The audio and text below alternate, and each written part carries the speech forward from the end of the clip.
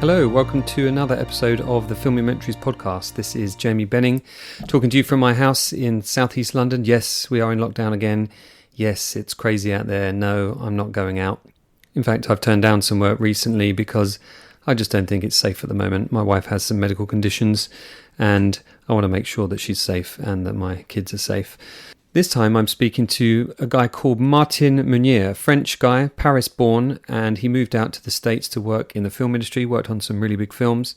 We talk quite a lot about people in the effects industry. You may recognise some names, but there were some names flying around that I didn't pick up on. I'm going to go and do some more research on and find out more about those people. But Martin's had some great experiences in his career. He's a nice guy to talk to. And boy, does he talk. I asked one question, and I think he went for an hour and 15 minutes. The total length was over 2 hours. I've edited it down a bit, but this is the longest episode. But it's still very enjoyable. I've really enjoyed listening back to it, and I hope you do too. I'll be back at the end for a bit more jabbering on. Oh, one other thing to mention. When he talks about Dan, he's talking about Dan Lanigan, who was a guest on my episode earlier. Last year, he was the props collector. So we both have Dan as a mutual friend. Dan is the guy that owns some wonderful props, including lots of Nightmare Before Christmas stuff, and also a big one for me, which is the original gun from Blade Runner, the hero gun. Anyway, hope you enjoy my conversation as much as I did with Martin, and I'll be back at the end for a bit more jabbering on.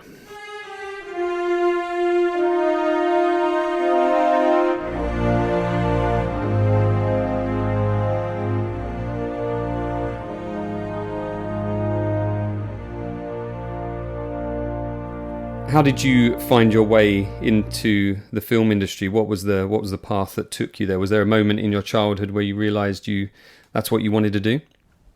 Well, I think anybody who's in their 40s, right? We all have the same trigger, pretty much. SW, Star Wars. I mean, I don't think there's anything. I've rarely met anyone that's in their mid to late 40s that wasn't triggered by Star Wars. I mean, it's. You know, I think so. Star Wars was a trigger. That threw me into model making, like probably at age, I'd say like 12.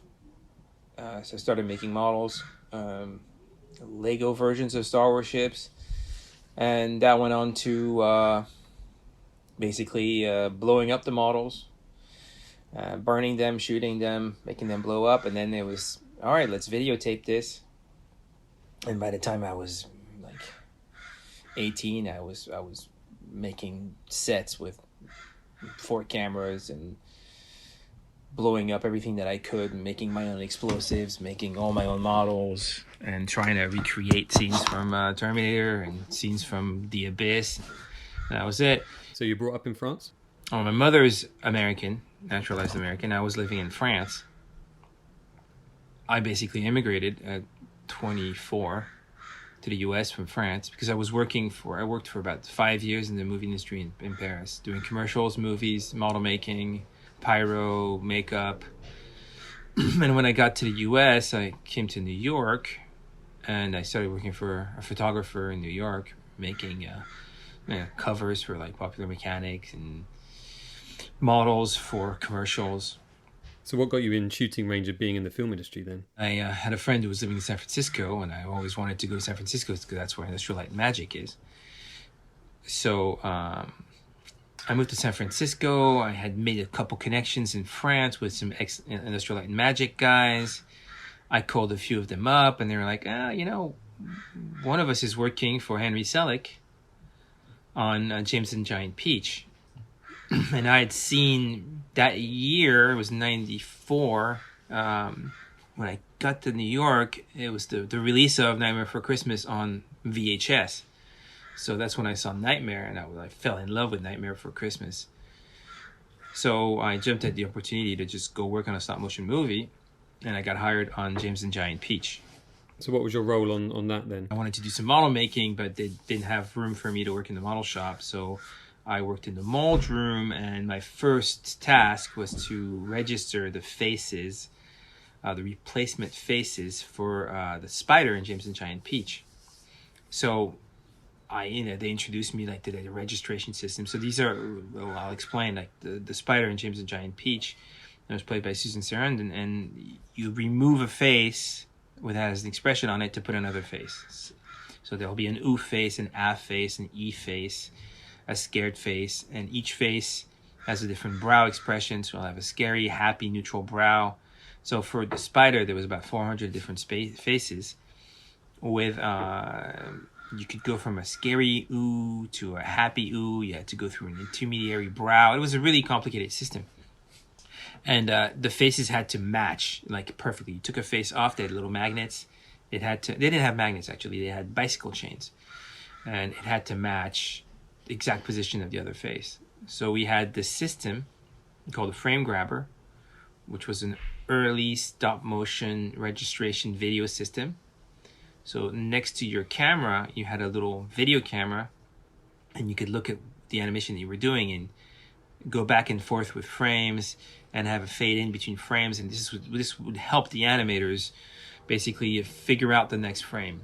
And I think they introduced that on Nightmare for Christmas. I think Dan Mason, who was taking care of registering all the faces for Jack Skellington, introduced that process. And you can see that in the one at the Cinefex. So that was my goal, was to go in this little room with a bunch of faces and make sure that they wouldn't wobble. But every single face would wobble. Everything was you didn't have any registration. It didn't work. And we had like hundreds and hundreds of faces and none of them worked. So there was a big panicky moment where everybody was really stressed because that character was pivotal and we couldn't get it to work. So you knew you could fix it? One night I remember I was like, this should work. I don't know why it doesn't work. And I went in the mold room and I checked and I realized that these little bicycle chains were wobbly when they were put inside the molds. They shook. So every face that was cast, the bicycle chain that was supposed to be the registration for the face was off every single time. So I came up at that point with a new system. I said, well, screw that little bicycle chain. We're gonna use a different system. And I just basically did a test with magnets, and I reused the bicycle chain, but I linked it to some magnets. I did this whole thing, this little mold, this little casting. And one of the supervisors, though, sadly got fired because of this mishap. And the other supervisor that came in, Chris Gay, he asked me what I was doing. I told him. He said, well, let's try it. And it worked. It was perfect. So I had kind of on my own fixed the problem. And that got me in trouble because they were like, oh, you're a loose cannon. Why did you do that? I was I was 24 and living in France. I didn't really know what the term loose cannon meant. And basically at that point, Chris was like, well, no, it's great. Thank you so much for fixing the problem. Yeah. We don't give a shit about ego. It's all about the work, So he kind of made me he gave me a more of a role to basically fix all these issues, which I did. And while I was working there, I made friends with that's when I made all my friends at Skellington. There was all a bunch of old ILM guys and model makers, and I would stay at night and talk with these ILM dudes where they were just working in the machine shop. Like Tom Senamond was one of the guys that was there, always working. And Tom had worked on, on Empire Strikes Back and Star Wars and every single movie. And he's such a wonderful guy. He's just the nicest, and he's like, we'll tell you stories of working with Phil Tippett on Honey, I Shrunk the Kids. How he was animating the ant, and Phil was animating the scorpion. They were animating the scene together, and they were arguing and chatting, and it was so one day he brings over for fun. He brings over the Kane robot from RoboCop 2. It's a stop motion puppet, and he leaves it in my office where I'm working on registration on faces. And I was like, it was like a dream come true. I had the stop motion Kane right there next to my desk, and I was animating it all the time, moving all the parts, and it's so complex, it's so beautiful.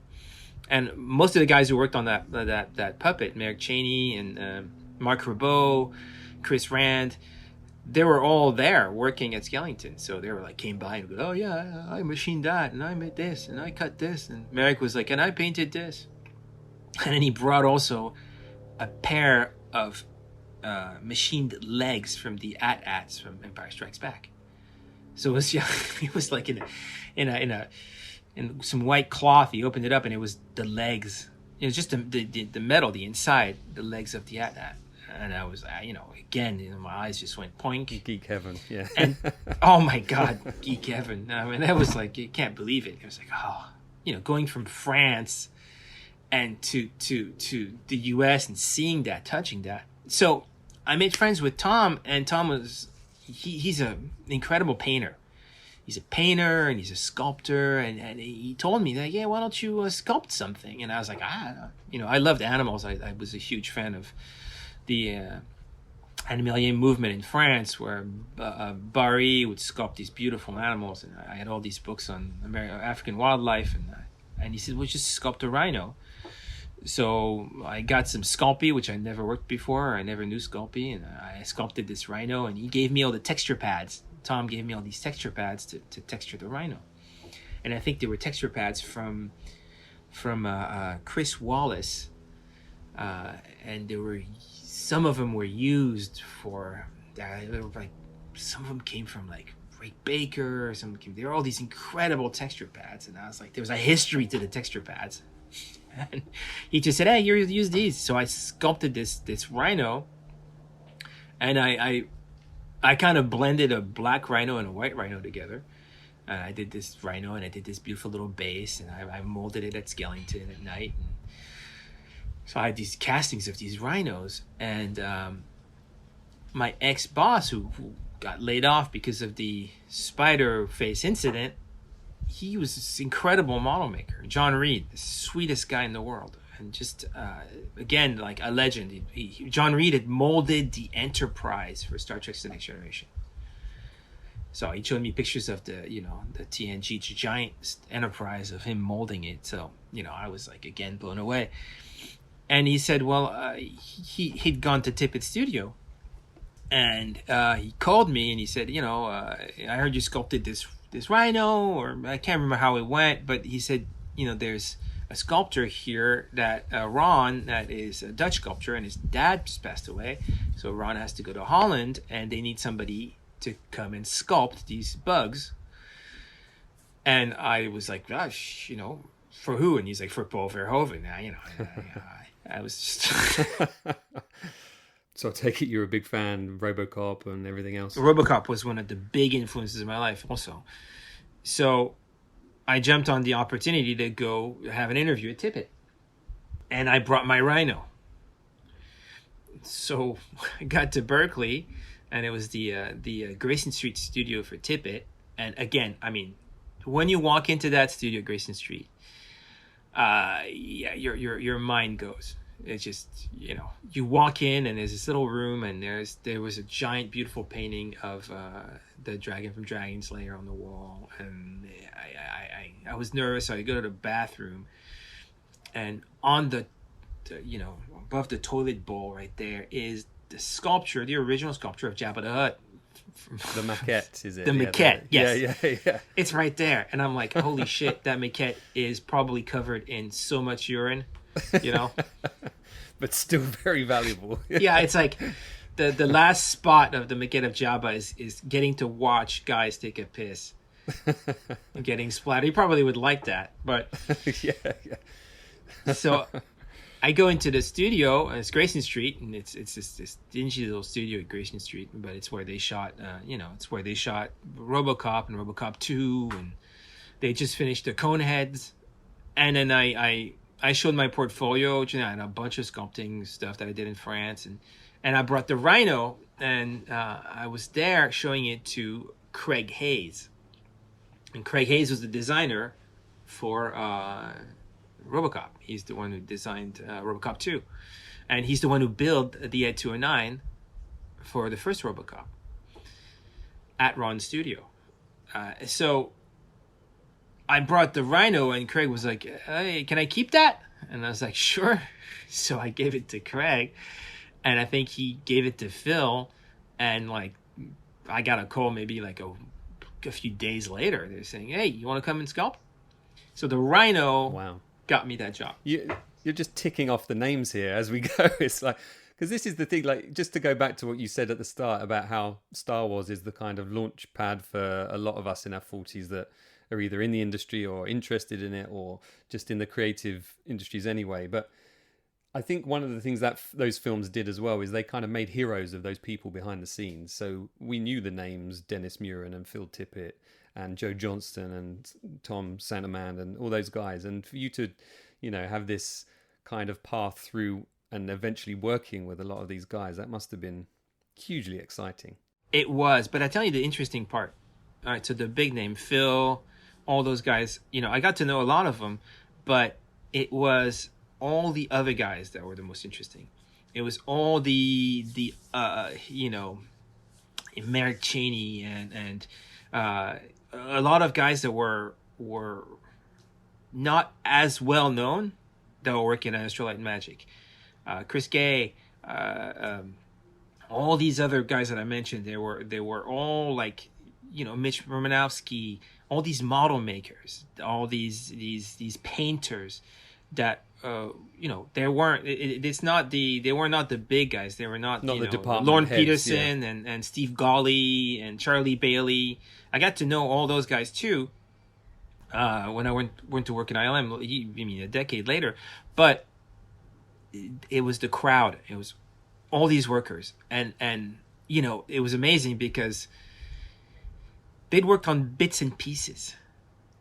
But by working on bits and pieces, they had all the fun stories. They had, they were all connected. Everybody knew each other, and still to this day, I talked to Tom maybe 3 weeks ago, and still to this day, everybody is connected. And it was also, we were working on 7th and Harrison in San Francisco. So we were working at this place called the San Francisco Studios, which used to be an old porn studio. So they shot a ton of porns there. And there was like a rumor, I remember, that there was a ghost of some porn star that was killed there. So... But no giant slugs on the toilet cistern there, right? No, the toilets... Oh, wait. No, that was... No, actually... The most impressive thing at Skellington at that time. So this is Skellington where they shot Nightmare. This is the building where they shot Nightmare at San Francisco Studios. And outside the door was a little walk of fame. And with Hervé Villechaise's hands print. And it was this little walk of fame. It was tiny. I mean, it was like these stars. There weren't really big stars. But anyway, so the studio was at 7th and Harrison. And it was a pretty dingy neighborhood. But there were a ton of great restaurants around. Like old restaurants that were fantastic. So that was my first adventure in San Francisco restaurants, because at lunchtime, everybody would go out. Hey, you want to go here? You want to go to Toulon? You want to go this? You want to that? So I got to explore all the restaurants and all the cuisines of San Francisco, which was in itself like one of the best experiences of my life. But the bathroom at Skellington was called the Claw Bathroom. And I took pictures of the Claw Bathroom. I still have all the pictures. And the Claw Bathroom was, the guy's bathroom was just 100% graffiti, but artistic graffiti from every person on the crew. All the model makers, art directors, painters. It was covered. And there was artwork everywhere. I found there was this concrete turd on the ground. And hidden behind the concrete turd, I found one of the little worms from Oogie Boogie. Nice touch. And then on the wall of the stall, on the inside, was a list of colloquialisms for going to the bathroom, for number 2. And everybody got to write down their little colloquialism. One of them was like launching a Republican. I wrote riding the sandworm of Arrakis. That was mine. Yeah, nice. It was a giant list. I learned a lot of my vocabulary from the Claw Bathroom. Yeah. Yeah, suddenly your English is flying now. Yeah, where'd you get that? Where'd you do that? So I mean, anyway, so Skellington was like one of the. I worked maybe like 10 months on James, and it was so much fun. It was like I met so many incredible animators. Webster Colcord, Anthony Scott, one of the sweetest, nicest person in the world. Anthony was just so nice. And a lot of these, I worked late. I worked every night. I had nowhere to go, so I just stayed there and I worked. And I did my own stuff, and I made friends with all the security guards there. That used to be all these Hell's Angels, because there was the Hell's Angels were doing security for all the studios. So I met all these crazy Hell's Angels that were like just like, you know, scary. I mean, scary. Everyone guys. with a story to tell, though. Yeah. Oh my God, yeah. And I remember one night I came in and this guy Mike was sharpening his knife on one of the sharpening tools, you know, in the mold room. And all right, that's nice. And it was a lot of fun. And the tattoos, let me tell you, some tattoos I'm not going to describe what they were, but one of them at one point was like, "Hey, can you fix this? It's one of our trophies that fell in our in our clubhouse." So I got to fix it, you know, a Hell's Angel a trophy, and I was really careful with it. Yeah, I bet that was one of the more nerve-wracking jobs. Oh, that was like, I gotta be careful with it. It's like it was a skull with wings. I'm like, all right, wow. Yep, better be careful with that. But Skellington was so much fun. It was just like, but so I left Skellington, and every time somebody left, they did a party. So I had they threw me a little like goodbye party, which was super sweet. And that's where I met Henry Selick, because he was directing. And I remember for we have the 14th of July, our Independence. I got called upstairs, and it was Henry and the producers and everybody like started singing to me like the French anthem and saying, "Hey, happy 4th of July, 14th of July." So they were sweet. Everybody was sweet. It was a family. Yeah, it was a family. I hear that a lot. Yeah. Oh, it was great. And so, I mean, it's a family. It's like, they're all like, you know, that was my main experience, was how sweet and great they were.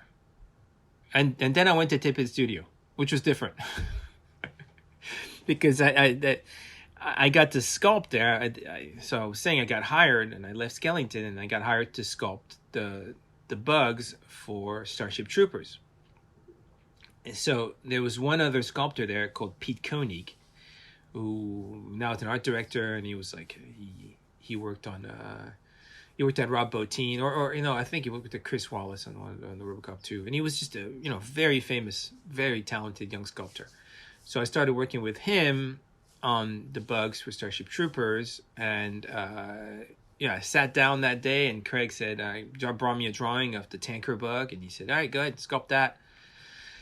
And it was a pretty rough drawing, so I spent maybe like a month sculpting the tanker bug, and it was great because he let me come up with stuff, you know. Like I said, you know, he's got he's got this air intake on the back where he sucks in the air, and he's got these two. I mean, I got to be creative with it, and then Pete Koenig took my sculpture and did all the finishing work, all the texture on it. And then he asked me to sculpt the hopper, which is that green bug with the wings. Same thing, I got to do that, and Pete finished all the texture on it. And then I did the plasma bug, and it was great. It was at Grayson Street. It was the old Tippett studio, and again, everybody. It was harder to go to lunch because Berkeley was a little more not as, you know, cosmopolitan as San Francisco. It was harder to find a place to go to lunch. But so at lunch, I would stay at Tippett's, and I asked Phil. I said, "Hey, can I go into your?" There was a second floor with his office and a bunch of cardboard boxes, and I asked him. I said, "Can I go up there and look at stuff? Can I just like scrounge around?" And he's like, "Yeah, sure, go for it." So I was looking through the shop everywhere for 2 weeks. Yeah, right. I was just like, but wait. This is the kicker. This is the fun part. So there was a ton of Star Wars stuff everywhere, you know, masks from the cantina, because, you know, he sculpted some of the characters. And I go to this desk, and I see a cardboard box, and then you know, a desk, and I pull it out. It's an old cardboard box, and there's a bundle of wires in there, bundles of cables, and I pull this thing out of the box, and it's a snake-like bundle of cable that terminates in an eyeball. It was And yeah, it was the trash. snake from the trash Yeah. compactor. What's his name? Is there a name to that creature? Yeah, they call it the Dianoga, I think. The Yeah. Dianoga. I never knew that. Yeah. And I just pulled it out of a box. And I was like, I asked him afterwards, after lunch, I was like, hey, Phil, do you know you have, that thing in a box? And he's like, oh, right. Yeah, that's where that is. Yeah, he didn't even know. Yeah, and his somebody office would have paid $250,000 for that, probably. Yeah. Well, I helped him put all that stuff at auction 10 years later for Profiles in History, because he wanted to fund. Well, more than 10 years later, he wanted to fund his the Mad God. So I organized an auction, and we sold in like 15 minutes. We sold $175,000 of stuff. Wow. Which helped him. He had a cardboard AT-AT, a small background animatable yes. flat, Yeah. and we sold that for $55,000 that day. Wow. $55,000. Huh. Yeah, it was. If he'd That have was known, he amazing. would have made another 10 back in '79, right? All these guys. I mean, the stuff at auction. I sold for a lot of my friends at Skellington. I sold a lot of stuff at auction for them. I helped him out. My friend Lauren, she was in trouble and she needed some money, and I just went into her shed, and it was an old rotting shed in her backyard, and I pulled out a bunch of stuff like left and right, and we sold $65,000 worth of stuff from her shed. So back at Tippett, once I was done sculpting all the bugs, Craig was probably in his 30s. Craig Hayes is genius. I mean, artistically, he was up there, and he was a computer whiz too. So they had set up the shop at Tippett to work on Tremors 2. And the creatures in Tremors 2 were digital. It was the first time they did digital creatures. So they had set up the shop with the DID, the dinosaur input device, to shoot stuff for Tremors 2. So they had a bunch of computers there. And Phil, I think, got a call from Paul to do Starship Troopers. So they were able to set up a bigger shop, the computer shop. And that was up the street. There was a company called Rocket Science that was doing video games. I think they took over the building, and they set up what is Tippett Studio now today. And it's there. I think they're still there. It was the digital department, basically. So I came in, and it was Craig. Here's a motorcycle, aficionado. He loves motorcycles. He loves mountain bikes. He was that time in San Francisco. There was a huge motorcycle culture. It was like the British Triumphs guys, and then the Japanese guys. They're all San Franciscan, but some of them like Triumphs, some of them like bicycles. At Skellington, I got to meet Merrick Cheney, who used to work with there. He was like a schoolmate of Greg Hayes, and they were all in the motorcycle clubs together, the British motorcycle crowd. And so these guys were pretty rough. I mean, they liked, they would race at San Francisco. They would race motorcycles at night. There's a place on Russian Hill where there's a very hilly street, but it's basically there is a street that goes up, and there's a flat, and the street goes back down immediately. So these guys would jump the street. They would go as fast as they can up the street, and they would try to jump the connection, the flat connection between the two.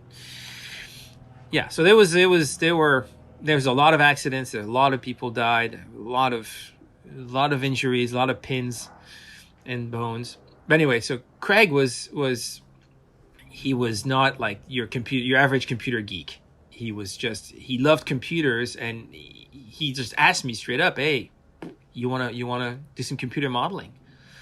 I had no idea. I never touched a computer before, and I was like, "Sure." He's like, "All right, come over. Here's your Indigo 2 machine.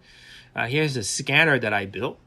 And it was like a handheld scanner to scan models. So we had molded all the parts from the Starship Troopers. We had molded all the creatures, and we said, well, we're going to take the plastic bits, we're going to draw on them, the vertices, and then we put them in this device, and then you could click we're making points on these models, and you basically click each point and it'll create a point cloud in Softimage, and then you connect those point clouds into vertices and you make models.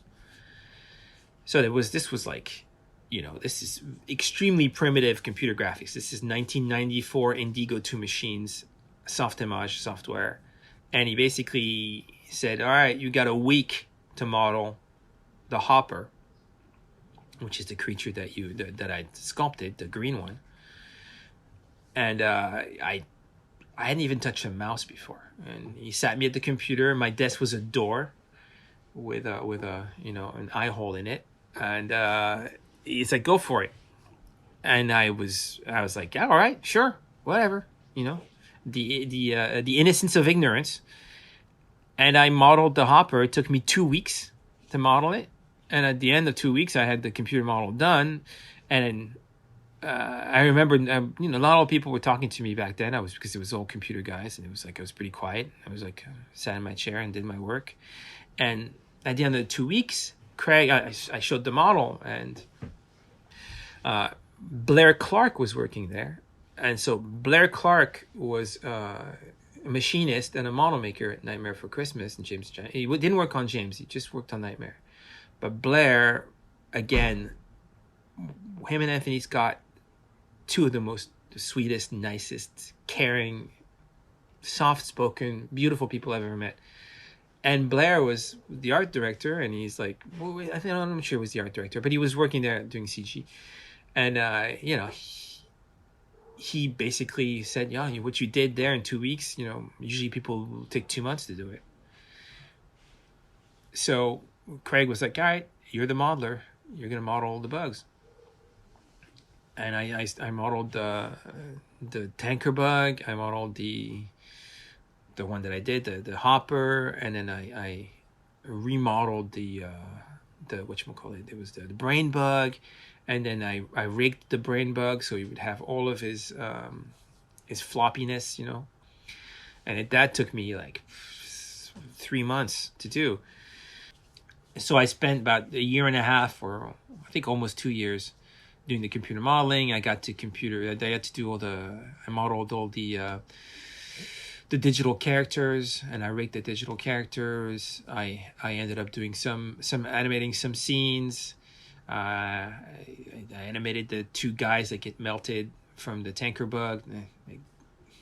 I animated some of the plasma bugs firing the plasma out of their butt, things like that. What was the kind of render time back then?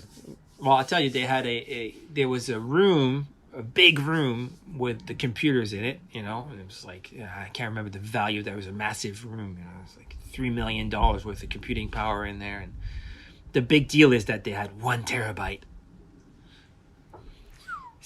Well, yeah, I was like, 1 terabyte. It's like it's the Dr. Evil $1 million version of 1 terabyte. So it took a long time to render. I was all the compositing and rendering were downstairs. I was upstairs, and I sat next to Merrick, and I sat next to Paul Verhoeven's daughter, Helen Verhoeven, and she was doing art direction. She was like just one of the most talented, artists that I'd never met. She was a crazy, probably 21-year-old. Extremely beautiful, fun, crazy artist. So it was cool. We had a nice group of people upstairs, like the art department. It was fun, but a lot of the some of the people from Skellington came over. Like Merrick came over, Grace Murphy, a lot of fun people. My friend Aaron Core was working there too, and everybody was working on the CG side, but it was interesting because we would screw with some of the CG guys because there was a lot of stuck-up CG guys. Right. So there was a lot of, they didn't like confrontations, So I remember one day in the screening room, I mentioned that one of them, I said, well, maybe you shouldn't have done this way. Maybe you should have done this way. And, oh my God, it was like a diplomatic incident right there. It's like, Another one, yeah. So I realized, oh shit, you got to be very careful. Computer people are very sensitive, way more sensitive than model makers and such. How long were you at Tippett? So I worked for Phil for about 2.5 years, and I'll be honest, by the time it was over, I was fully burnt out. I was like, oh yeah, I mean, I was my hand was hurting from the using the mouse. It was just like I had pains in my back. Because at the time there were absolutely no OSHA regulations, and repetitive stress injuries were just like completely, nobody knew about repetitive stress injuries. So I screwed my hand so bad that I quit. I was basically, I can't do this anymore. It's just too painful. And I'll be honest with you, at that time, they came up to me and said, "Oh, I want you to be like the head of the art department up here, and we're gonna work on this movie, and it's directed by James Cameron's art director, and it's this movie called Virus." And I saw the artwork, and I was like, "Oh God, I do not want to spend 1.5 years of my life working on that bad a movie. It's like, it's not worth it." So I left, and I just went to start working on my own, sculpting sculptures for this restaurant in San Francisco. It's an Italian restaurant. I made friends with the owner, and I spent almost 2.5 years sculpting stuff for him, which was one of the best times in my life. But I was doing it at M5 Industries, and M5 was Jamie Hyneman's shop, when Jamie became Mythbusters. So I started working for Jamie for years and years and years, just before he did Mythbusters. So I worked for Jamie for at least 5 years, and it was a lot of crazy projects: sculpting, model making, puppeteering, making props. And I kind of made friends with Jamie, so M5 was like, he let me work there as much as I want. But more fulfilling work than sitting in front of a computer and getting RSI with a mouse, yeah. Back to your roots kind of thing. Back to your roots, practical. And that's when Henry came back working on Monkey Bone. So I ended up working on Monkey Bone, but I ended up working on the model, the giant, the hand that opened up in Monkey Bone that had this gigantic. So I worked on that at M5. And then I went on my own a little bit more. I was worked back in France in some movies. And then I decided I always wanted to be a writer. So at that point, I decided I'm going to go to LA and try to become a writer. So that was 2000. And I went to LA, and I wrote some scripts, and I ended up working because I needed work too, I ended up working at Digital Domain, back on CG. So they hired me to work on XXX, because I showed them all my work from Starship Troopers, and one of the producers from Starship Troopers ended up working at Digital Domain. So he said, "Come on by." So I did a bunch of CG environments for XXX, snowscapes and rocks for this sequence at the end when Vin Diesel surfboards down the mountain and there's an avalanche. And I was using my sculpting skills to do it. I was basically using the ZBrush equivalent in Maya, which is the sculpting tools. And I got really good at it. So it was really easy for me to do snow and rocks. And after that, they were like, "Well, we're going to work on this big movie the day after tomorrow, and we want you to do these icebergs." So I spent like 8 months making all the iceberg for the opening sequence of the day after tomorrow. This long pan. And what happened, there was a lawsuit at Digital Domain, and they lost that shot. And this other company, Hydrolux, got the shot. And then they it was a funny story. They had an article in Cinefex with all these icebergs. And I was like, wow, that's all of my icebergs. It's like, everything that I did for that shot, the 8 months, they all kept it. the ice sheet, the icebergs, everything. And then in the in the article, they said, "Oh, we sculpted everything by hand and scanned all these icebergs." So I was like, "All right, cool. They did that. Yeah, but those are my icebergs." So I started emailing them and just saying, "Hey, just I'm in LA. If you guys need some modeling work, my work because I modeled these icebergs for Day After Tomorrow."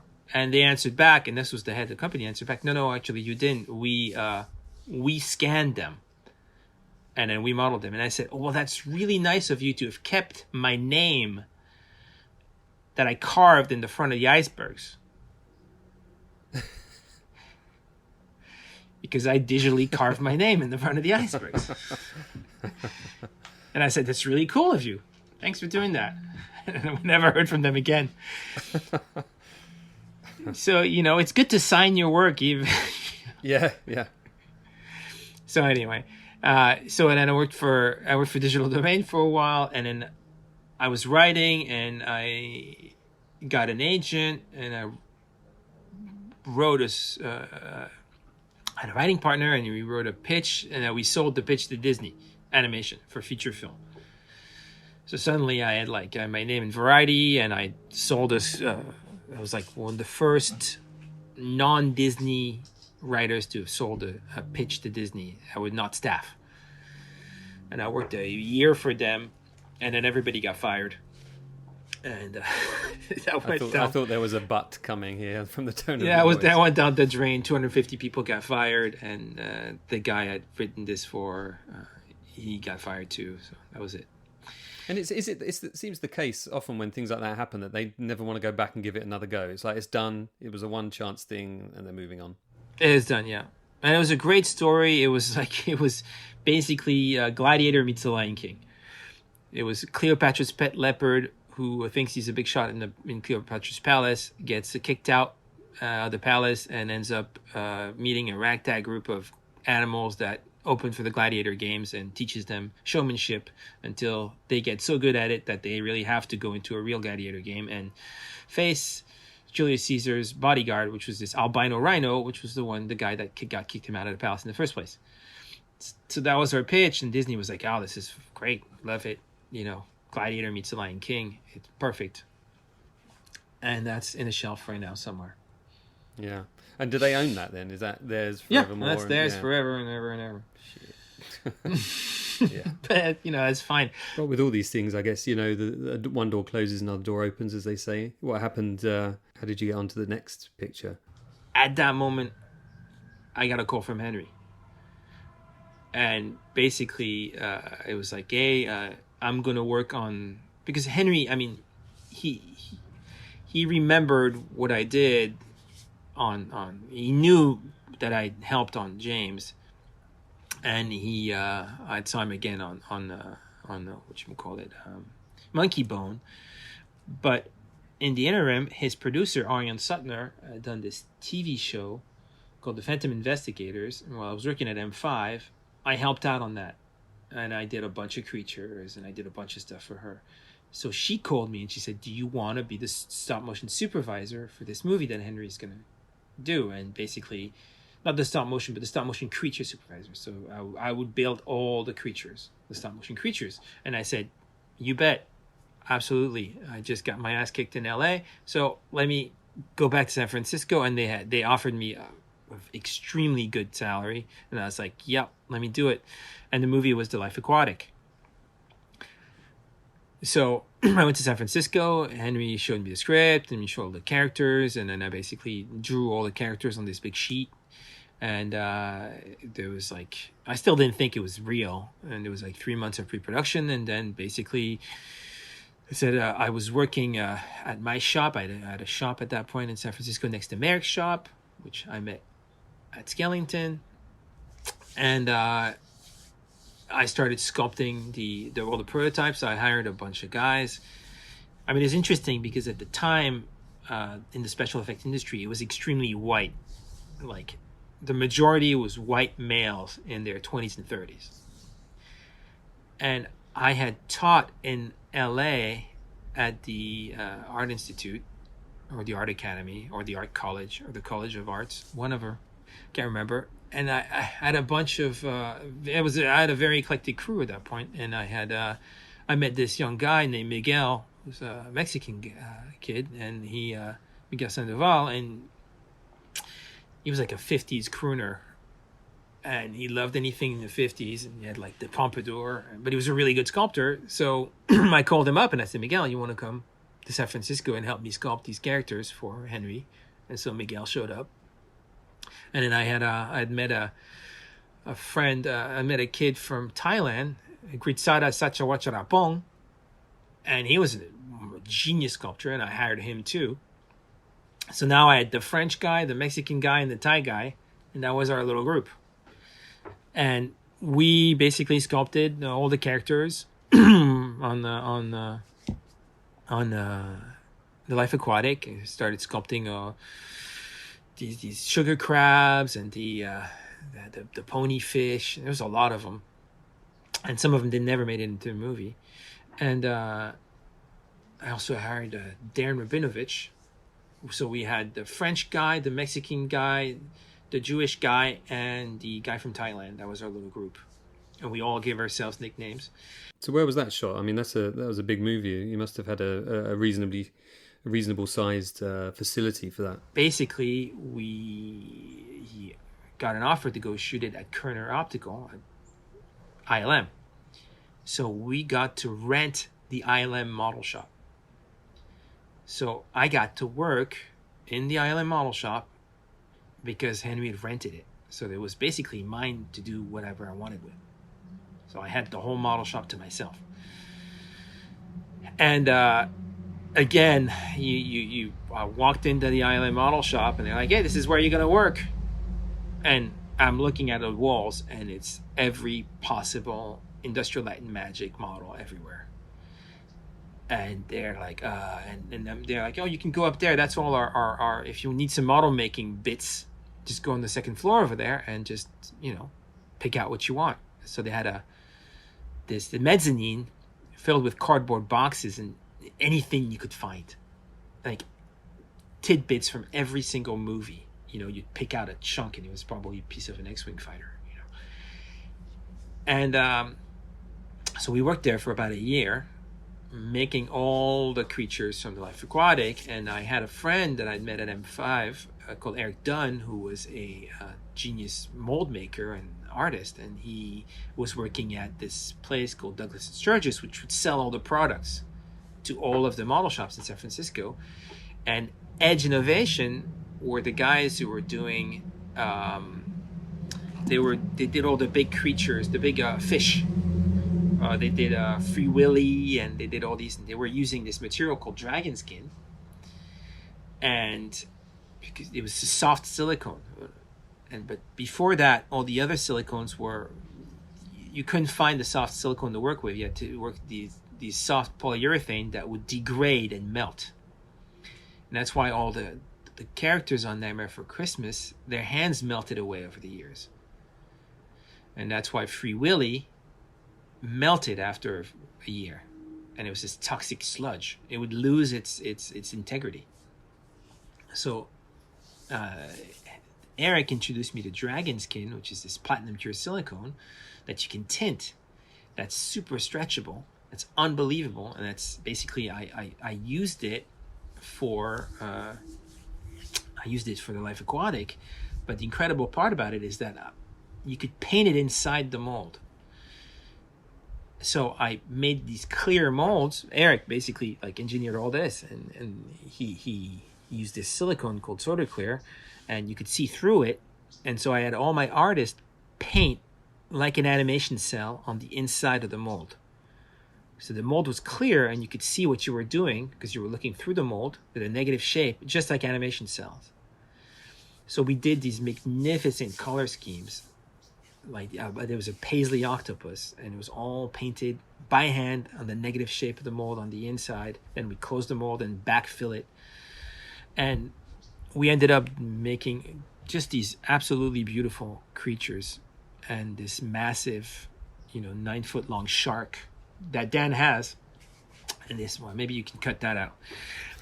This massive 9-foot shark, all out of this dragon skin material. And it was just like, they were magnificent. They moved beautifully. It was so much fun. And that took about a year. And so that introduced me to all these new materials and these techniques of using silicone, flexible silicone, platinum cure silicones, dyeing them, which is all these techniques that I used years later on Henry's movies. But one of the greatest moments over there, if you want to geek out, is Lorne Peterson was there, right? And one evening, it was probably on a Friday night, he's like, "Oh, hey Martin, do you mind if I put some models in the middle of the model shop right here, you know?"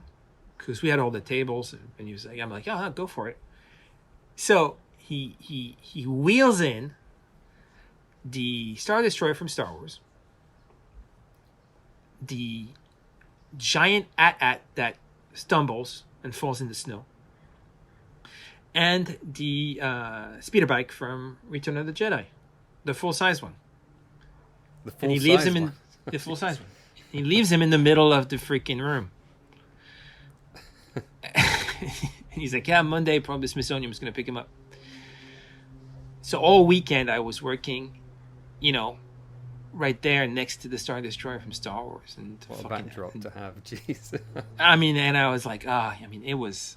It's like you completed the circuit at that point somehow, like, you know, from that little spark as a kid, and then you're in the room being inspired by it as you work. That's great. Yeah, I was just magnificent. But like seeing the AT-AT there and seeing the Star Destroyer, I mean, you could see the scrapes on the camera on the belly of it. You know, it's the opening shot of Star Wars. It was there. It's like, and it's big. Wow. You know, I was like, that was really a moment. You know, you get to see that. And it's such a big iconic moment. Pieces, yeah. I mean, yeah, the ultimate. I mean, I don't know. It's, you know. Yeah, doesn't get much better than that. Well, it doesn't get much better. Yeah, it's like, you know, and then just that shop was just so beautiful. Everything in it. Now it's after they sold ILM, after Lucas sold ILM, now I think it's a garage or some. Oh yeah, it was terrible. It was really sad. But anyway, it was just, you know, the stuff that was in there. Like going for the first time into Tippett Studio and getting a chance to explore, and going into ILM Model Shop and getting a chance to explore. Those two things were really like, it was pretty incredible. And I'd say at the end of Life Aquatic, right? John Berg, who was an ILM guy, he'd written a book. I feel like John Berg was really good friends with Harryhausen. So Harryhausen was there to sign his book, and he'd just been to Pixar, and he'd just been to ILM and seen all of the all the computer guys and computer stuff, right? So Tom Sedemon told John Berg, as really good friends, he said, "Oh, you should have Harryhausen go see Martin because he's doing some stop motion stuff." So I'm at my desk at lunch, and I hear, "Oh, hello," and that's Harryhausen. And then like, "Oh, hi, how are you doing?" He's like, "So what are you doing here?" And I'm like, "Oh, here, you want to see some footage?" And I showed him all the footage, and I showed him that, and he's like, "Oh, I made an octopus one, but it had 6 tentacles." And then I showed him everything, and we just hung out for an hour looking at stuff, footage, and I showed him all the dragon skin. He was impressed, and I was, as a challenge, I was sculpting a face under a microscope with a human hair that I carved into a point. So I was just wanted to challenge myself, and I the eyes were like tiny grains of silica. So I told Harryhausen, I said, I think I'm sculpting like I'm trying to sculpt like the smallest face possible. So I have him look in the microscope, and he looks at me and he goes, "Are you insane?" And then I tell him, I said, "Well, also I think that I just made the largest stop motion puppet ever built." And he's like, "Well, I made a Brontosaurus that was like 4 feet long." And I said, "Well, I'll show you." So I walk him to the stage where we've got the shark. And the shark is 9 feet long. It's probably 150 pounds. And you can put your head in his mouth. And he sees the shark, and he looks at me, and he goes, "Are you insane?"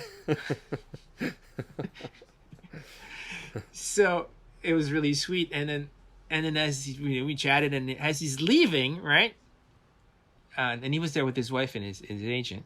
So as he's leaving, we're saying goodbye, and I see him roll down the window of the car, and he leans out the window with his fist in the air, and he goes, "Viva stop motion!" Nice. That was it. I was like, if you'd have died at that point, you would have been happy. I was like, that's like, I got Harryhausen to say Viva stop motion. That's great. That should be the title of your book. I know. I was so sweet. I was like so happy, and he passed away maybe like, I don't know, 5 years later or something. Yeah, that must have been such a cool moment for him to see the kind of development and the culmination of the techniques that he brought to the forefront for so many of us. I mean, that must have been pretty cool for him as it was for you, I would imagine. Yeah, no, it was fantastic. The whole thing, calling me insane, was like the greatest compliment I ever got. Definitely. I was lucky enough to see some of his stuff in Berlin a few years back. There's an exhibition out there, and just being in the same room as that stuff, you just is just mind blowing.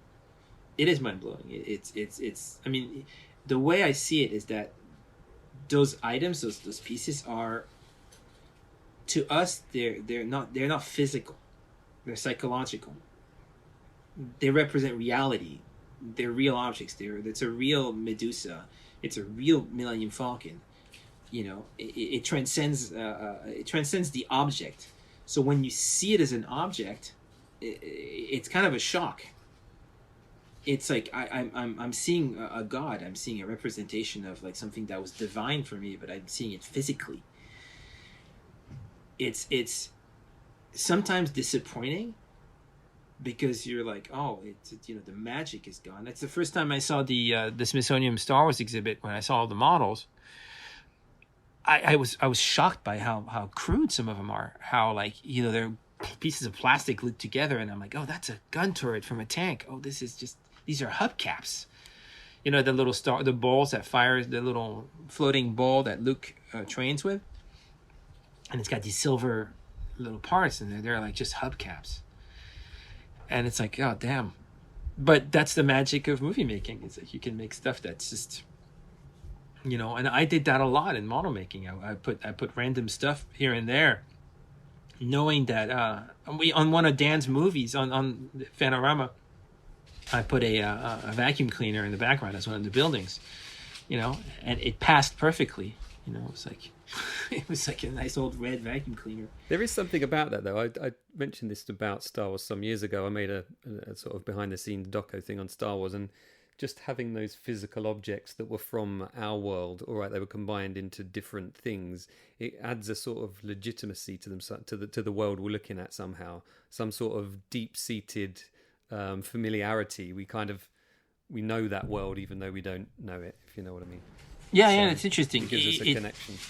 It gives us a connection, but it's almost like, Dan has a lot of props, and like actually physically seeing the props, yeah, it's weird. It's a combination of excitement and almost like, oh, that's it. I saw it. Now it's over. Yeah, I was out in LA a couple of years ago.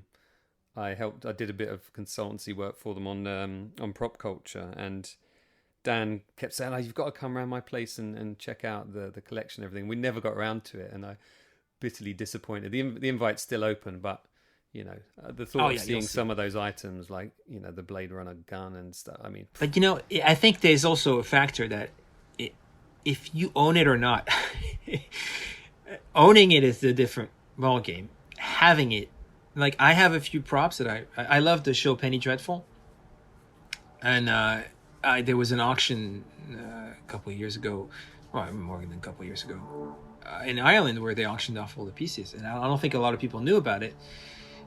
And so I bought some of the most beautiful pieces from that auction for pennies on the dollar. And there's a scene where there's this massive painting, or what's her name? The main girl in it, Eva Green, is reading the tarot cards, and there's this massive painting, like it looks like a Turner of these ships at sea burning, It's huge. It's magnificent. There's a comment about the souls on those ships. So I got that gigantic painting, and it's hanging at my shop. And it's one of my prized things. I'm just so freaking, it's gorgeous. But because it's an object that's beautiful too, when I watch the show and I'm like, that's my painting, I have it. I mean, I've got a couple of like storyboards that are, they're just Xerox copies, but they were used on productions, and they've got little scribbles on them. I think I've got like one from Raiders of the Lost Ark, which shows like a Nazi guy kind of standing there, and the lights blasting through him and feeding out to the other Nazis when they all drop to their knees and all that stuff. And somebody's just drawn with a biro, like to sort of amplify how much light should be coming out of this chest. And they've done it right there on the set or ILM or wherever they were. And to me, that just adds value to it. Of course, to the fact that somebody's annotated it in some way. Well, I mean, having that, there's iconic movies. I mean, having anything that's connected to Raiders of the Lost Ark. I mean, it's magical. I mean, you know what it is? They kind of become religious icons in a way, and it's bizarre because no one really should own a religious icon. I'm not religious, but I mean, I can tell that religious icons would have great value, but it's a bizarre. There's the sentimental value, there's the iconographic value, there's the historicity. If you ever read the Men in the High Castle, there's a whole chapter on historicity. Yes, I have done. Yeah, Philip K. Dick.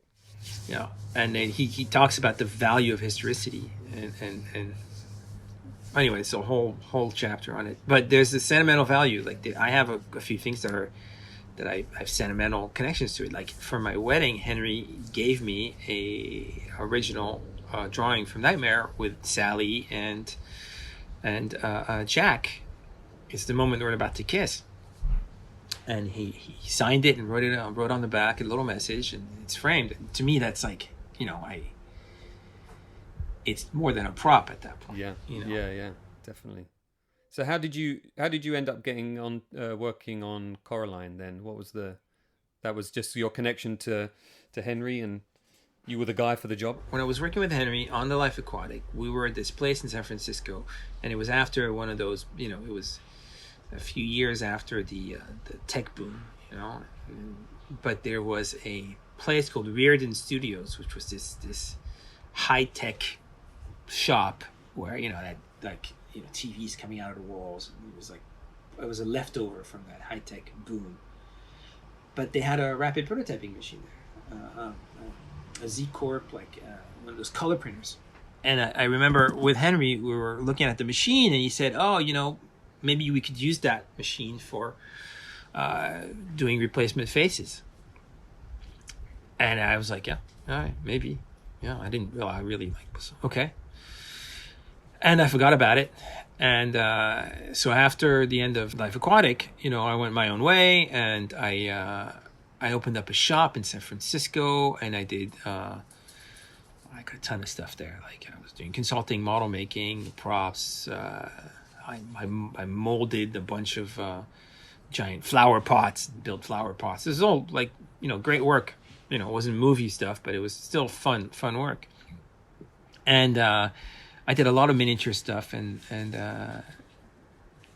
Darren, I had him at the shop. He had part of the shop. He told me about, he was working for the Art Institute at one point, and they had a rapid prototyping machine at the Art Institute, but that was a lot higher end. And I was doing these little miniature tanks and airplanes and ships for this toy company, I think 21st Century Toys.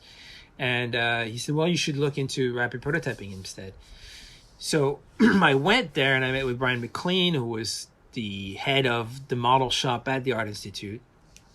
And I saw the machine, and at that point, right around there, Henry had called me to do some modeling for Moon Girl, which was a short that he had done basically in Oregon. And he was telling me about that he had a big show coming up, and somehow it reminded me of the rapid prototyping, and I don't know how I basically I said, well, maybe we could just use this new machine to do rapid prototyping faces. So on my own, I modeled a Jack Skellington face on my own, and because I was at that point I was back into CG and I was modeling a ton of shit, and I got Brian to print 3 of them, and you know, Brian was making money on the side off of this because I was paying him for everything, and I can say that it's all right. So I got these 3 heads printed. Aaron, my friend Aaron Core that I met at Tippett on Starship Trooper, I hired him to do to set up a stand to do some animation, and I shot these 3 faces of Jack Skellington doing a smile, and they registered perfectly and they worked beautifully, and I was like, oh damn, that's interesting. So I was basically at that point, Henry wanted me to work because we had a great time on Life Aquatic. He wanted me to become part of the team for Coraline, and I had this in the back of my head, and we had these puppet summits, so everybody in the team gets together. So I met Henry a couple of times before, and he said, Martin, I want you to work on Coraline, do the puppets, etc. We'll have a puppet maker, but I want you to work with them. I want you to do this. And I'm like, yeah, all right, I'll do it. And we had this big meeting, the Puppet Summit. And during the Puppet Summit, I was at the table. It was in Oregon. Everybody flew us over there. And I said it at that point in the meeting. I said, well, I'd love to try to basically print faces, rapid prototype. And everybody at the table was like, no, that's stupid. No, we can't do this. No. And Henry's the only one that said, yeah, you try it. You do it. I want you to do it. And I was like, cool. All right, awesome. So I had the scan of Coraline that Damon had sculpted Coraline. There was a scan of it, so I had it. So I modeled a version of Coraline. And I got Brian to print me 30 faces. And I'd rake the mouth so she would go through expressions. And wait, my dog is barking. Hey! Come on, I'm telling you a story here. So it was, and I spray painted it gray. I made a really, really basic registration system with just like a square KNS stock. And I made these 30 faces of Coraline. And I still have the animation of it. I still have the film. And I went to Portland, and I went to the studio, which was the old Will Winton Studios. And because Phil Knight had bought it. And they set me up in a room in the back. It's like, yeah, you can animate over here on this frame grabber. And I took the 30 faces and I had a gray box, and I placed them. And I shot this little movie with 30 frames. And every meme was perfect. It was like, she went through all her expression, eyes closing, blowing. And it was like, I never knew before that point that it would work. And it was like flawless. It was like, damn, that's it. It works. And so I showed Henry, and he's like, yep, it works. It's great. Let's do it. Let's make this into a character. Let's do it. So I was bullshitting most of the time here. I was like, this is not gonna work. I'm just, maybe it'll work, maybe it won't. But I wasn't really looking to go work in Oregon. And at that point, I was like, oh shit, what did I get myself into? So I was working still for Phil at the time. I was building these giant puppets for Spiderwick Chronicles, these life-size versions of the characters, because I did a lot of sculpting for Spiderwick Chronicles. With Grits and with Miguel, we sculpted a ton of characters for Phil had hired me to just give me a bunch of drawings. I did a bunch of drawings, bunch of characters, and just to explore the characters. And I was building these live-action size puppets out of dragon skin to put on set. And so I was doing 2 jobs at once, and I was going to Oregon for like a week, going back to San Francisco for a week, going back to Oregon for a week, and setting up a shop in Oregon, getting the machines bought, And at that point, I asked Brian if he could manage the purchasing of the machines. So Brian got us the machines through the school. So we got these object machines, and I hired a modeler, and so I got him to start animating the face, and nobody was really believing this would work. The puppet supervisor they got from England, she didn't think it was going to work. Everybody was kind of afraid, and we were going to do one shot to test it out, which was Coraline saying the line, "Well, if I'm a water witch, then where's the secret well?" It was just one line.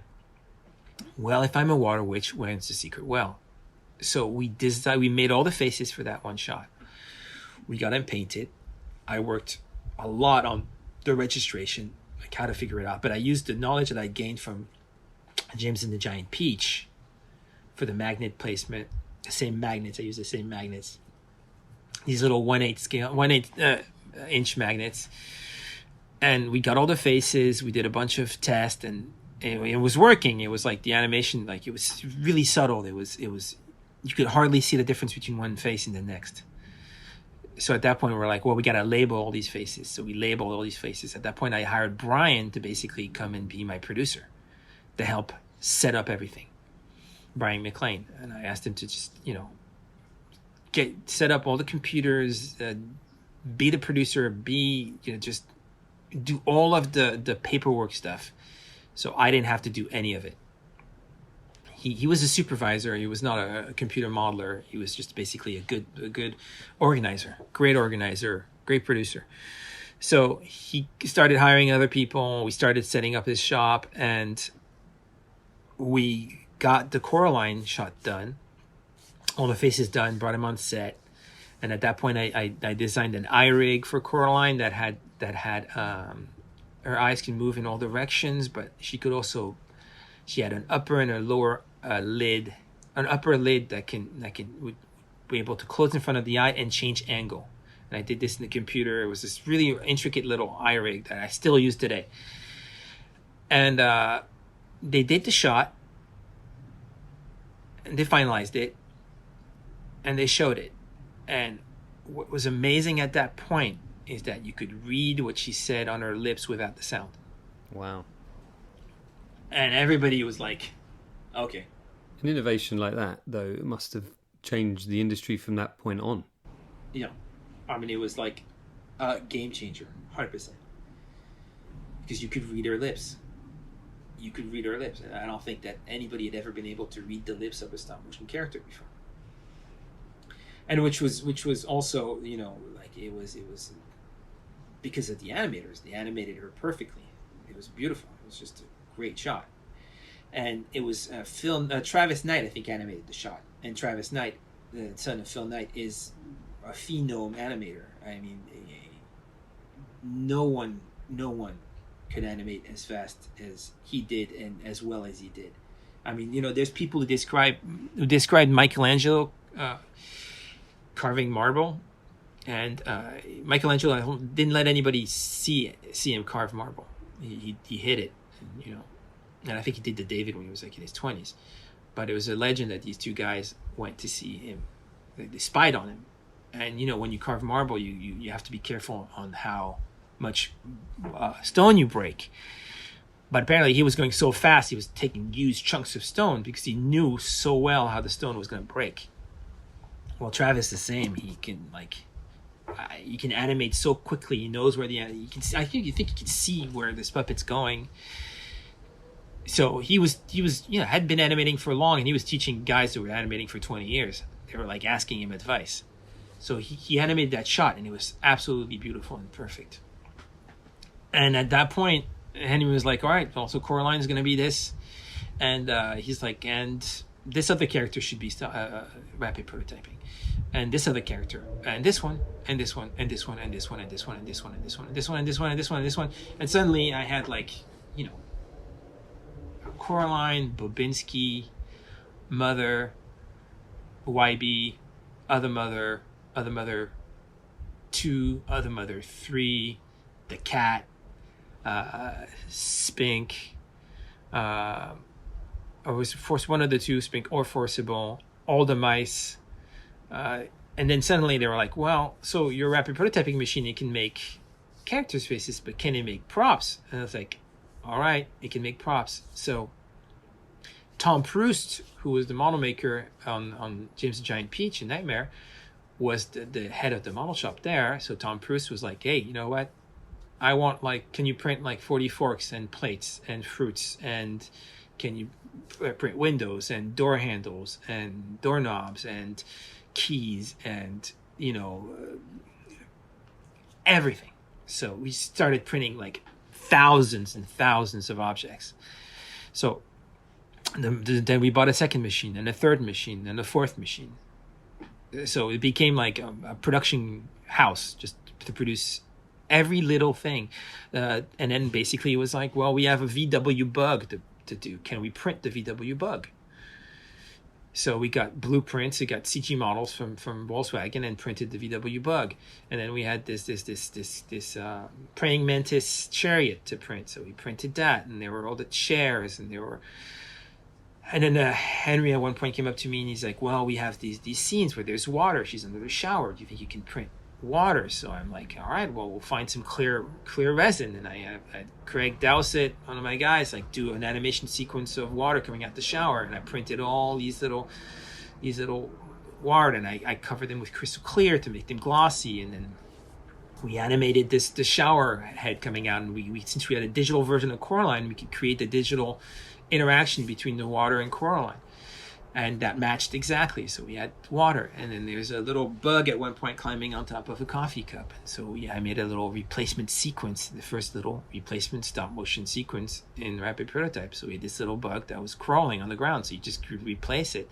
And I had a little magnet underneath the bug so it could go up the coffee mug, because the coffee mug was a little metal tube. And that looked amazing.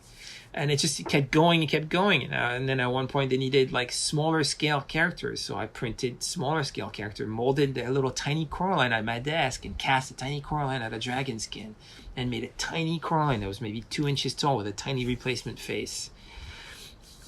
And I molded it, and I did everything. I put little wires in it, and we had a minuscule replacement, like animatable Coraline. And then you see her in one shot when the house is getting destroyed, and you see her holding the cat, and that's a tiny little Coraline.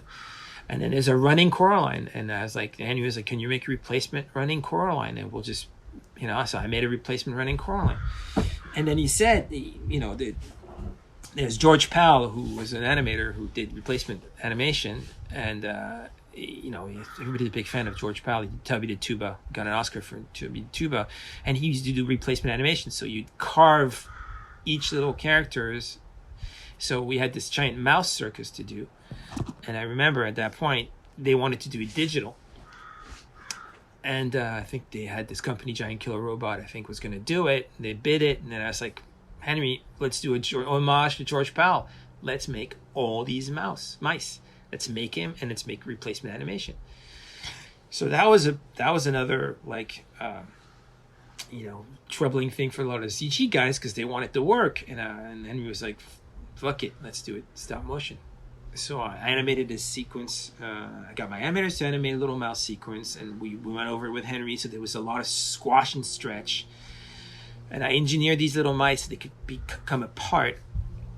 And since there was a lot of them, instead of printing all of them, I engineered them so they could all be molded and cast.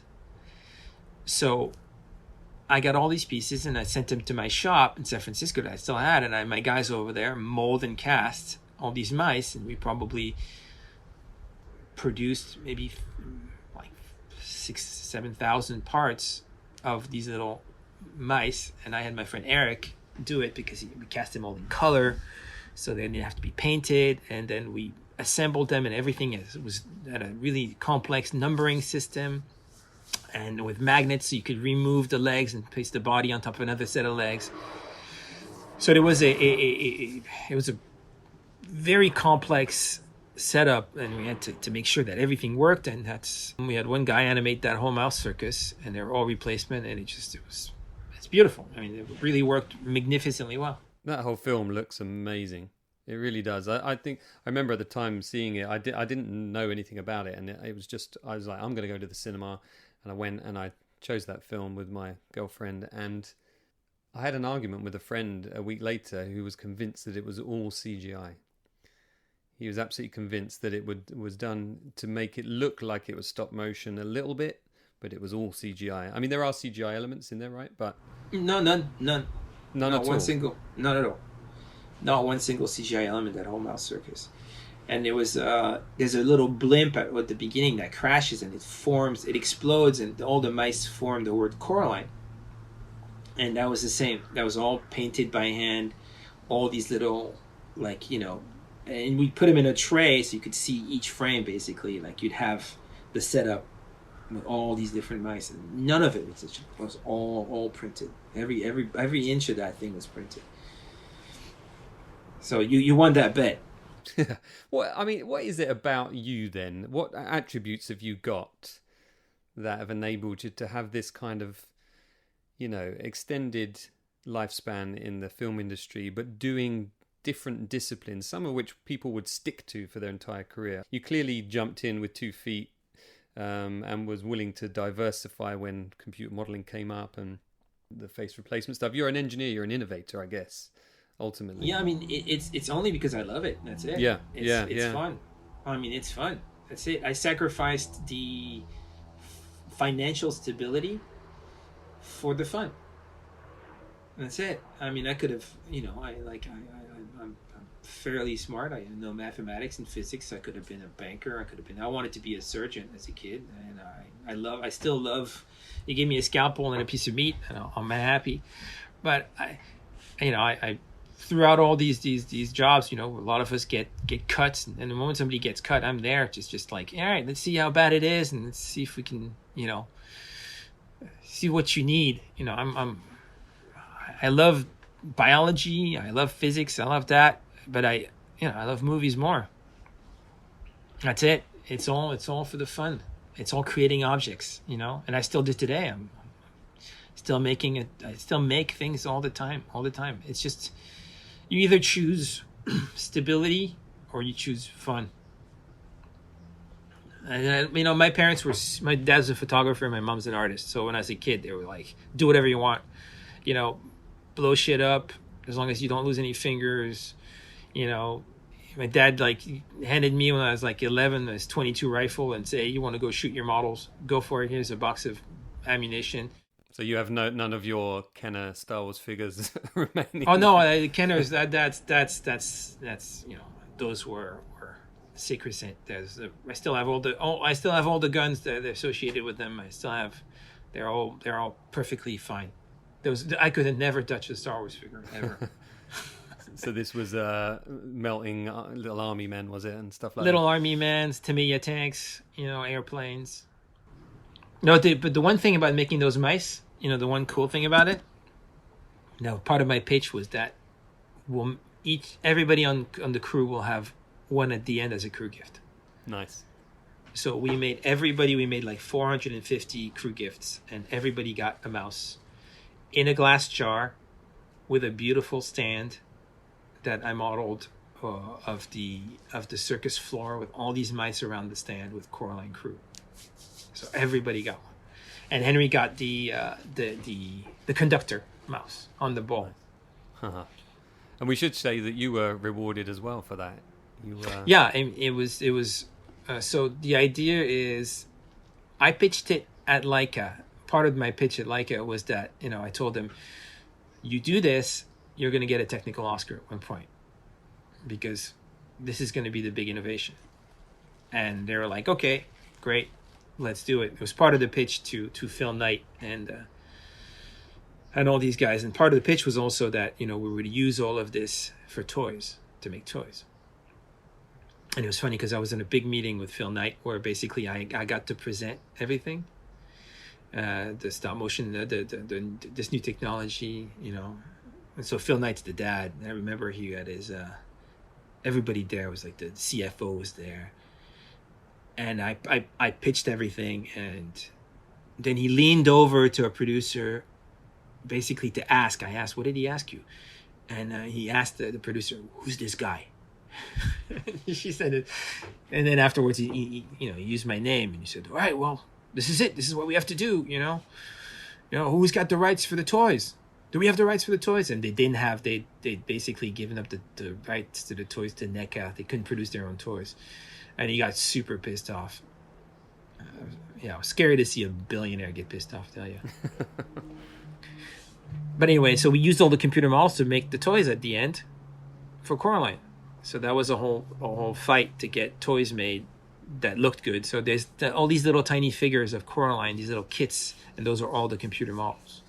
Which I guess changed the toy industry in a way, because I'm sure it became very common then to make sure you had scans of all of your actors for live action movies and things like that to make toys of.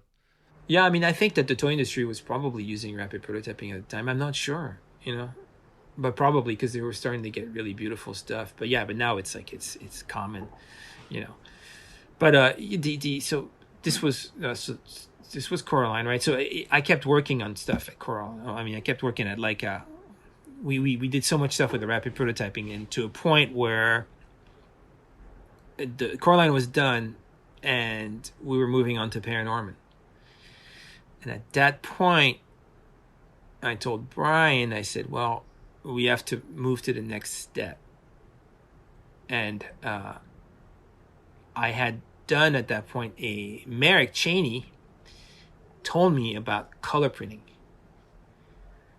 And I said to Brian, I said, well, we should switch to color printing. And he was like, I remember pretty clearly at the time, he was a little bit worried about it because Henry didn't like the color printing. Because I had done a Coraline face. I color printed a Coraline face, which I still have. That's the first color printing that we did. Because Merrick had printed it for me. And it looked beautiful. It had translucency. And at that point, I pitched using that because we can get translucency through the ears. So we did a test of a zombie. I was doing a bunch of zombie tests for Paranormal.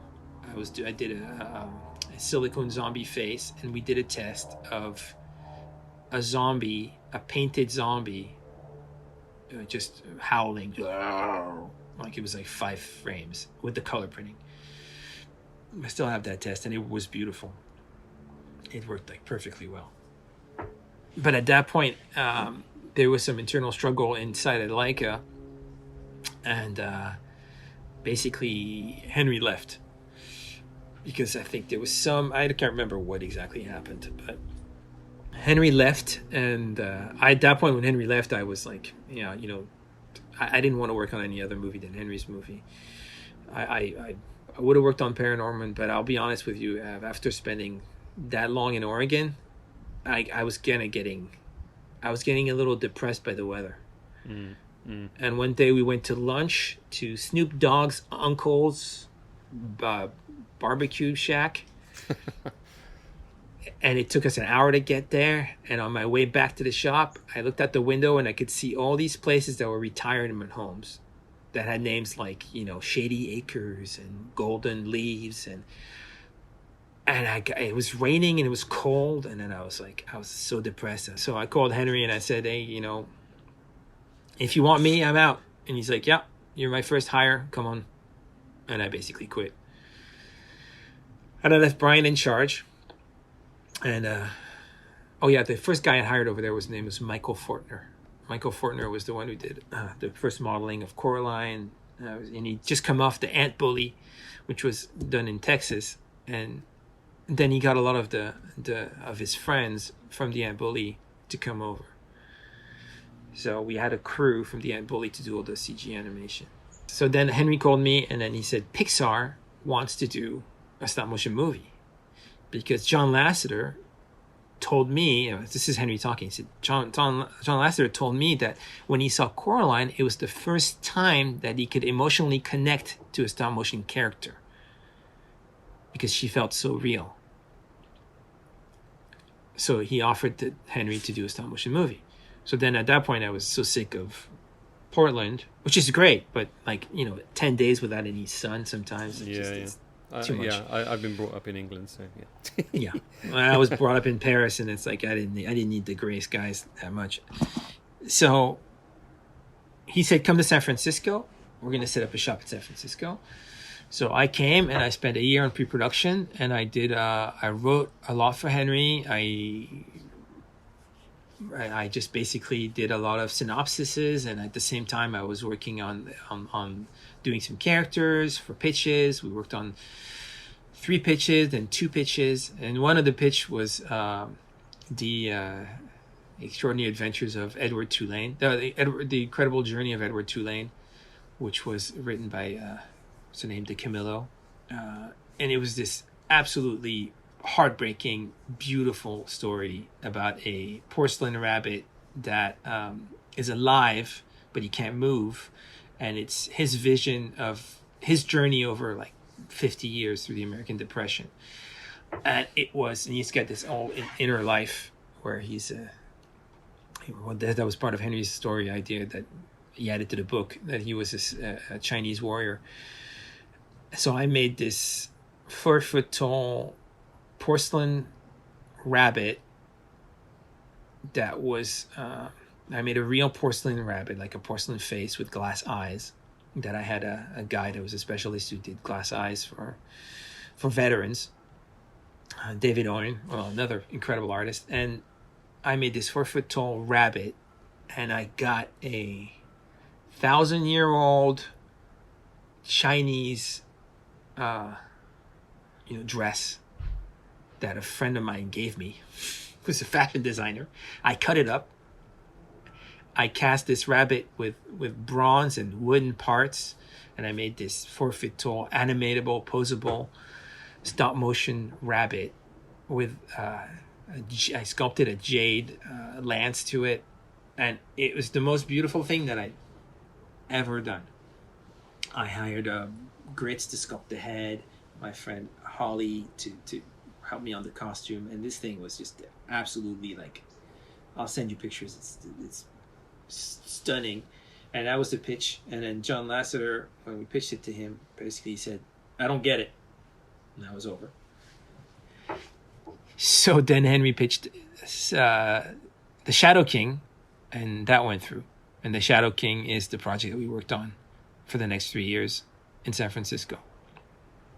And that's where I got to do a lot of another whole set of R&D by basically making silicone clothing for the puppets. And that ended up working like just incredibly well. And we made like silicone shorts, silicone jeans, silicone sweaters, and you can't tell the difference. What happened to The Shadow King? Well, I remember seeing the buzz about it, and I've seen a few retrospective looks back about the greatest animation that was never made. So we worked I worked a year in pre-production and over 2.5 years of shooting. And it was amazing because the character design was incredible. It was just like Coraline. It was very eclectic and bizarre and beautiful. And we built giant sets. There was a story set in the 80s. 2 brothers who are orphans who are discovered that they have an uncle who has a magical lamp who can create living shadows, and Hap, the younger brother, has these gigantic fingers, like gigantic, and so he can make these incredible shadows. And it was like a ghost story inside the Dakota building in New York. I mean, and it had like elements of New York that were great. They were like, punk rockers in the street. There were like pimps and prostitutes. It was like old taxi cabs. It would have been a masterpiece. And I think it was Disney at that point had come out with The Lone Ranger and that other John Carter of Mars, which were 2 massive bombs. And they went around and they looked at every production that was like, over $30 million to see if they should just scrap them. So I know that when they heard about The Shadow King, they were like, the Disney execs were like, well, what's that? They didn't even know what it was. So we got scrapped, basically. But it would have been it was, to me, it would have been so interesting. It was such an interesting, different story. It was an original story that Henry wrote. It was a stop motion period piece in New York. I mean, How naive of Disney to not see that they've just bombed on an unoriginal story in The Lone Ranger, an unoriginal story in John Carter from Mars, but then been the one original story that's innovative and interesting. Yeah. But I think Henry also, he had to face the Pixar brain trust, which, was a bunch of writers. So I remember kind of like it was a lot of like, well, we like the story, but we don't like the characters. And it's like, well, we don't like the characters, but we like the story. Well, it was like going back and forth. I mean, they should have left him alone and just trusted him to do this movie. And they would have had a cult film on their hands. Cult. Everybody would have been like, whoa, blown away. The characters were beautiful. I mean, the puppets were great. I spent so much time making sure that there was no more seam lines in the faces, because that was another thing. Like usually we did full faces, but I remember on Coraline at one point I was in a meeting with Anthony Scott, and when you do faces for replacement animation, you have to have an upper you have different upper brows. You have all these different expressions with the upper brows, but so for each different upper brow expression, you have to have a phoneme for the mouth that is associated with that one. So during a meeting with Anthony, we're chatting, and I asked Anthony, I told him, well, what if we split the face in half? And he said, yeah, that would work fine. And I was like, I just raised my hand. I said, well, Henry, maybe we split the faces in half. Since we have rapid prototyping, we can get seam lines that are really tight. And that's how we got the face split in half. That's why all the characters in all the stop motion movies have, split faces. That was the first time we tried. And there was a big challenge at the end of Coraline, because I wanted to keep the split. I wanted to keep the line across the face, because I said it's like Coraline. She's got a line. Leave the line on the character. But they basically chose to digitally remove it. That's why none of the faces have. And in Anomalisa, you can still see the split in the face, because they didn't have the budget to remove it. So anyway, where was I? I got lost in the split face. Well, yeah, so on Henry's Cinderbiter, we made sure that you couldn't see the split line anymore on the face. That it was that the printing was so tight that when you put two faces together, the seam disappeared. So that was the big challenge on it, and we were successful. We had characters that, you pretty much the seam was like invisible. So it was really cool. But then the whole movie got canned, and that's it. And years later, and he asked me to go to the Disney archives with him to go destroy all the puppets. So years later, I went there and a pair of scissors, and I shredded all the costumes, took out all the armatures, and destroyed all the puppets. For what reason? Well, because they were throwing shit out at Disney, and it was like they wanted to just get rid of all the. They were destroying a lot of stuff, and then Henry wanted. That's so sad. Yeah, but Henry got basically. I think he made a deal with them to be able to reuse the armatures. Right. Okay. So he got to reuse the armatures on the Wendell and Wild that he's doing right now. Well, at least some good came out of it. It's such a shame that's the final moment for objects like that would have been loved by people regardless of the fact that the film was never released. They're cult items in a way, because I've seen the pictures online, and I've seen the greatest film that never got made, or the greatest stop motion that never got finished, and all that stuff. So yeah, it's a real shame that companies feel the need to destroy things. But yeah, no, but we had a great time working there. It was nice because we were in San Francisco, not too far from the old Skellington, just up the street from it. Good restaurant. Yeah, great restaurant. It was a Mission, so we just go out in the Mission every day. I got to live in San Francisco again, which was nice. I would play poker with the writer like about twice a week at my friend's restaurant in North Beach, in the cellar of an Italian restaurant with a bunch of cash. Those were fun. Those were fun days. Yeah. It was fun days. And what are you doing now? What's keeping you busy at the moment? Is it the writing? And so now what I'm doing is, let me see. What am I doing? I am writing for a company that has a this show called Miraculous Ladybug. That's yes. a big show on. Yeah, my daughter loves that show. Yeah, so I've worked with them for about 3 years. Right now, the second, I'm doing a rewrite on the feature-length version of Miraculous Ladybug called Miraculous Awakening. So I'm rewriting some of the dialogue, the opening, the jokes, and I'm writing a script for that same company called Melody for another feature-length animated feature.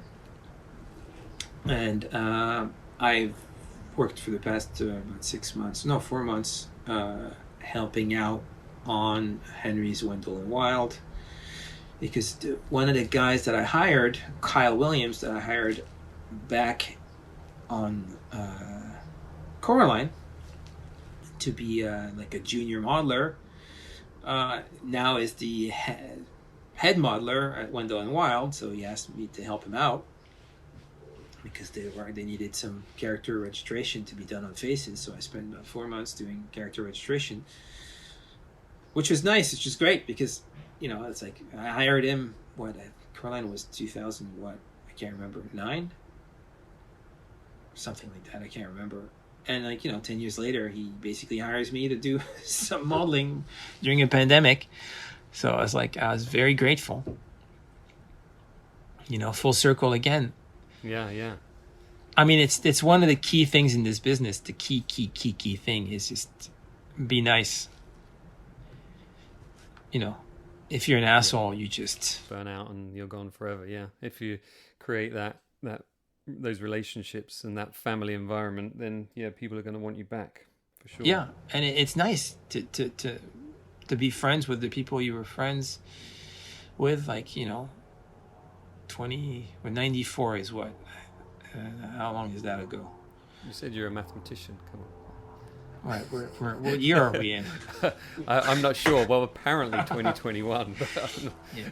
So 25 years ago, I mean, all the friends that I made 25 years ago in this industry, I still have them today. Nice. That's great. All those friends in San Francisco, they're still, people that I talk to every week. And we shared a lot of stuff through a lot of these movies, Have you never thought of going down the route of making something yourself with a team of friends? I mean, it's I've done a few short films, and that's what I've done with Dan.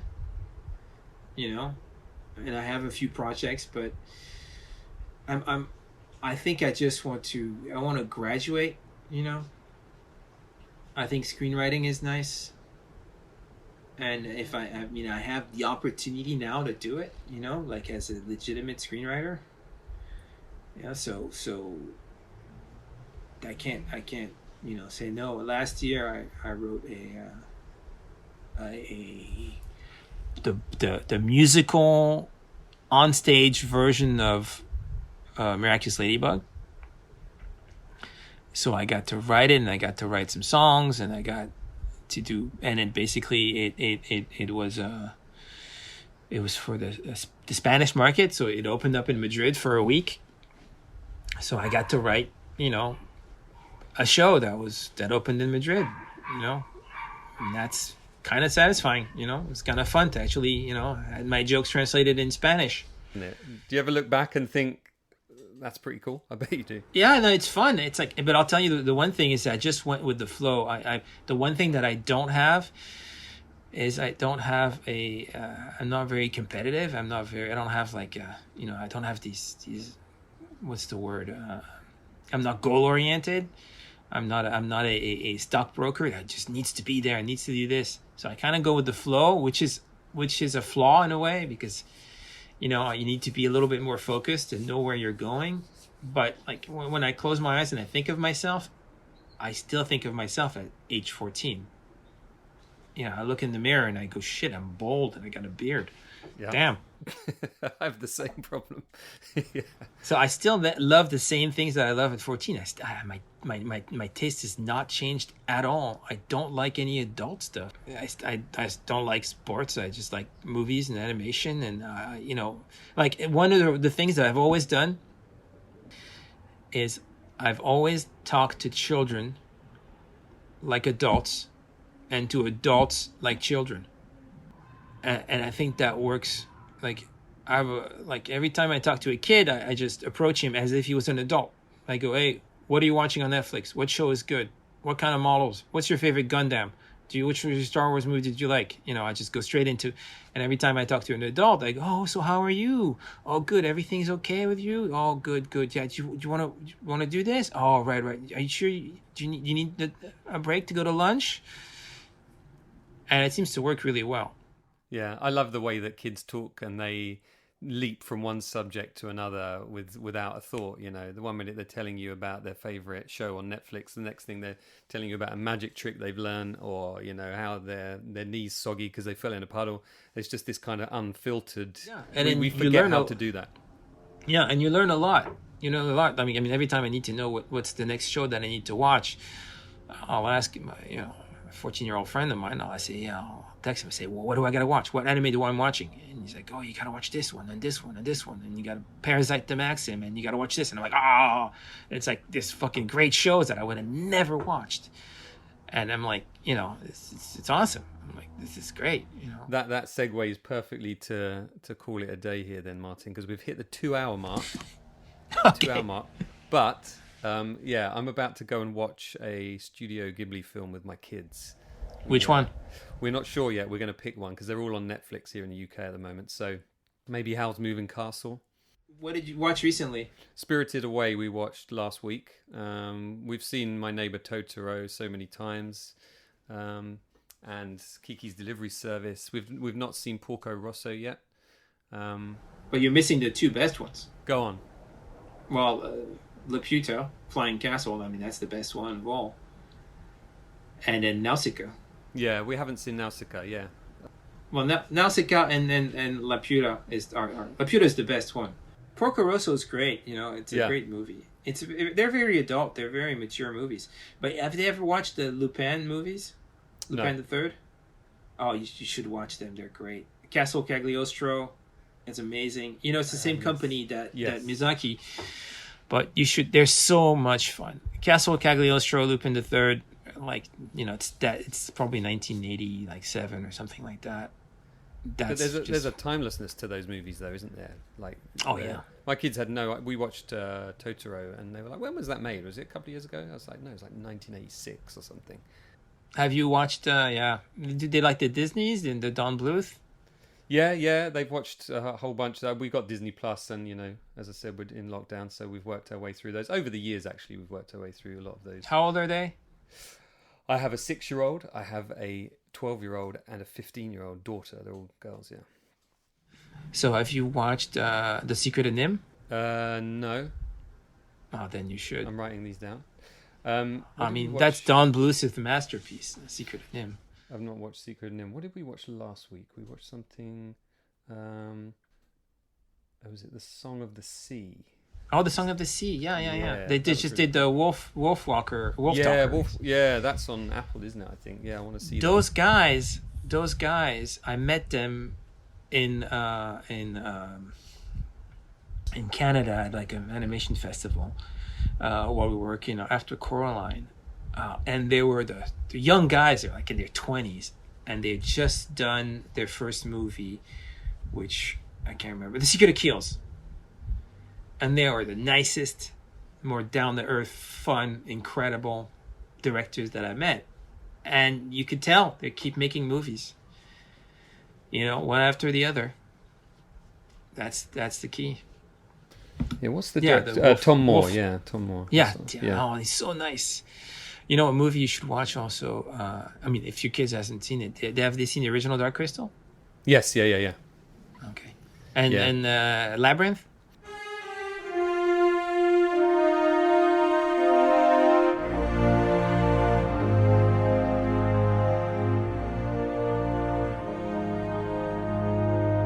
And that's where I'll leave our conversation. Yes, I have seen Labyrinth, Martin, and yeah, we did go on to talk about a dozen other films. He gave me a huge, great list of animations that I should check out, not only with my kids, but also for myself, some more adult-themed ones. We then spoke for about another 40 minutes after that. He's a really nice guy, and I really did enjoy talking to him and listening to his stories. Thanks to Jason Henry and Dan Lanigan for setting that one up. I really appreciate that. He did fit the mold. He did fit the podcast. Thanks, guys. So for next time, I've got a number of possibilities coming in at the moment. I'm hoping to speak to somebody who was big in the effects industry, another person who is a very well-known female director. I'm also tapping up all my connections, all my contacts over the years to see if I can get some really cool guests. If you've got any suggestions, do let me know. And please do support me if you can via Patreon, patreon.com/Jamie Benning. As I said in my intro, I'm not taking any work at the moment because of health issues in the house here. So the only income I have right now is from the podcast, which isn't much, but I'm very, very grateful to those people that do contribute. I really couldn't do it without you. And do get in contact with me here. Tell me if you have any stories of working on films or anything behind the scenes, if you're an extra or if you had an uncle or auntie that worked on one of these big films that we all love. Let me know your story and I'll read that out on the podcast as well. Thanks as always for everyone's support, all your feedback, all your comments. Please do like and subscribe wherever you listen to podcasts. It does make a big difference if you leave comments, hopefully positive ones, to where I appear within Apple Podcasts, for instance. So if you are enjoying it, please do just take those few moments to go and make that comment. Do appreciate it. And yeah, just be sensible, please, out there. Let's all wear our masks. Let's all do our bit. I know we miss each other and we miss being in each other's company, but I also love my family and I don't want to see them falling foul of anything because of some idiot out there. So tell your friends to do the right thing and let's continue to do it, and let's hope we get out the other side of this thing and we return to cinemas and we return to going places and doing the things that we love. All right, take care everyone. Hope to see you next time.